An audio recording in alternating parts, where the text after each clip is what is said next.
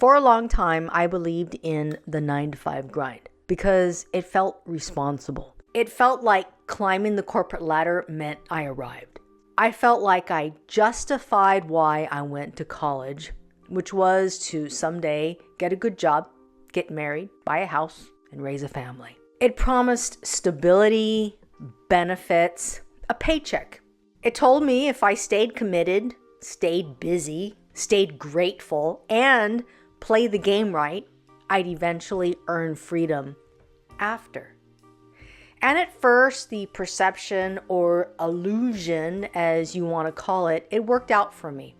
There were early wins, promotions, a sense of identity tied to being reliable and productive. And I was a real producer. I was a winner. I was a person in demand within my industry. But slowly, the expectations grew. What once was a good job, you achieve your targeted outcome, suddenly transformed into, is that all? The task I gave you needs to be more challenging in the future. Or I expected a lot more from you. Or even the one that really kicked it off for me was, I'm a little disappointed. Does this sound familiar to you? So I started to spend longer hours at work, which then led to mental exhaustion that followed me home. My calendar, it no longer belonged to me. Instead, it belonged to everyone but me. And without realizing it, the 9 to 5 grind, it became a lifestyle. I identified myself as my 9 to 5. It was one that quietly asked me to sacrifice sleep, my relationships, my joy, all for a finish line that just never seemed to end. My breaking point didn't come from failing. It came while everything seemed to look fine. See, on paper, I was doing what I was supposed to do, but my body told me a different story. When I became 50, I started acknowledging that I felt fatigue, stress. I had a constant feeling that my contribution never brought enough, which eventually led me to just simply stop caring for what mattered to the corporate mission. And that's when the internal conflict started to kick in. I asked myself a very powerful question, a consequential question. If I slow down, would I lose my value? So I did it. At age 55, I decided to slow down. I stepped back slightly. What happened next really surprised me.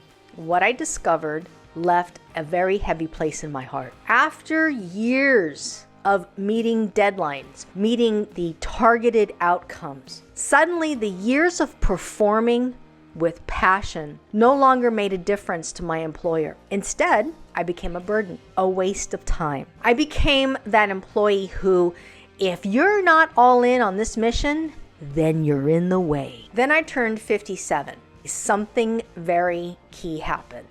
The day that my boss wanted to make it very clear to me that I actually was in the way. I will never forget it. I will never forget this day. He walked in, he made a beeline straight for me, and he tore into me. It wasn't in private. No. It wasn't a private thing. It was a public breakdown. Tone was aggressive, very humiliating, very intimidating, and throughout it, I stayed silent. I let him have center stage because the public focus was on him. It wasn't on me. 2 days later, I had the courage to walk away. However, the 2 days in between was not that easy. I questioned myself. I worried about my judgment. I wondered if I was being irresponsible. But I also knew I couldn't continue to sell my precious energy in exchange for a paycheck.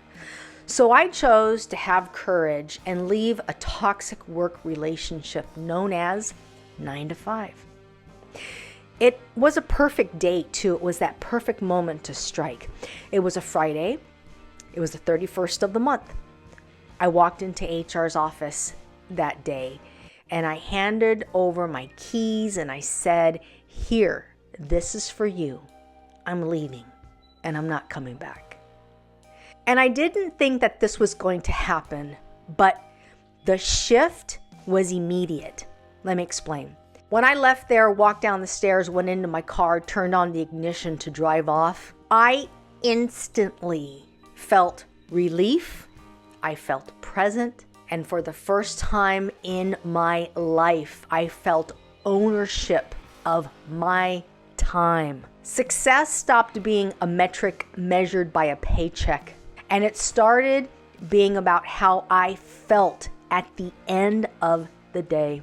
Was I rested? Was I connected? Was I actually living? Surprisingly, I found new rhythms. Like time in the garden gave me a moment to be grounded. Or those slower mornings where you're present when making a cup of coffee. Time sitting in my office space to be used as a place to think, create, and reflect became a very valuable moment for me. Doing these things actually restored me instead of draining me. You see, saying no and exiting from that 9-to-5 grind, it didn't mean I was giving up on my responsibility. It meant choosing alignment.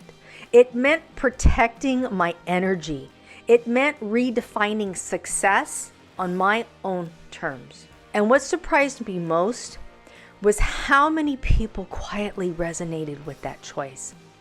Because deep down, a lot of us know living on autopilot isn't the same as living well. The real courage wasn't working harder. It was stepping out of grind culture and intentionally choosing a life that supports me.